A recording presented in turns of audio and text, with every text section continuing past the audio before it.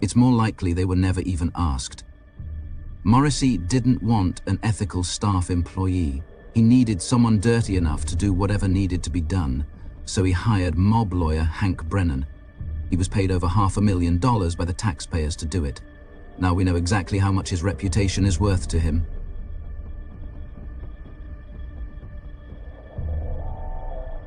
Then there are those who may not have been directly involved in the cover-up but still helped make it possible. Their motivations typically fall into one of three categories: loyalty to the players, a desire to protect the status quo, or fear of the consequences.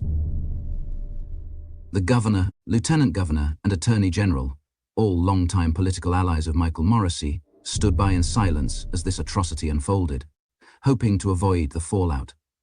He endorsed their campaigns, and in turn they silently endorsed his crimes. They had the power to intervene and did nothing. Andrea Campbell, in particular, looked the other way when she should have been providing oversight. And now we arrive to the MVP of the entire production, Judge Beverly Canone. Her favoritism toward the prosecution and open hostility toward Reed's defense team was obvious to anyone watching. Her loyalty to Michael Morrissey, a man to whom she has direct ties, is the best explanation for her behavior. She seemed to follow two unwavering directives: never dismiss the case under any circumstances and never hold the prosecution accountable for misconduct, no matter how blatant. Rounding out the circle is Boston Police Commissioner Michael Cox, who crossed the line by intimidating Officer Kelly Dever, directly influencing her testimony. His actions appear to be driven by pure loyalty to either the Norfolk DA or his former colleague Brian Albert, but apparently not Officer John O'Keefe.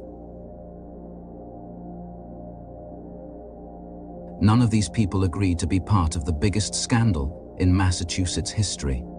It was supposed to be quietly buried, but once each of them took that first step, they were locked in. Despite the full force of the state, endless resources, a rigged game, and no ethics to speak of, Karen Reed still crushed them. But if they thought the nightmare ended with the trial, they were dead wrong. Now it's their turn under the spotlight. Michael Proctor and Adam Lally are being dragged into court, forced to answer questions under oath.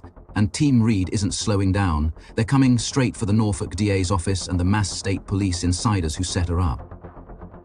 Turtleboy and his all-star legal team are preparing to expose the misconduct committed by the very people who tried to take him down.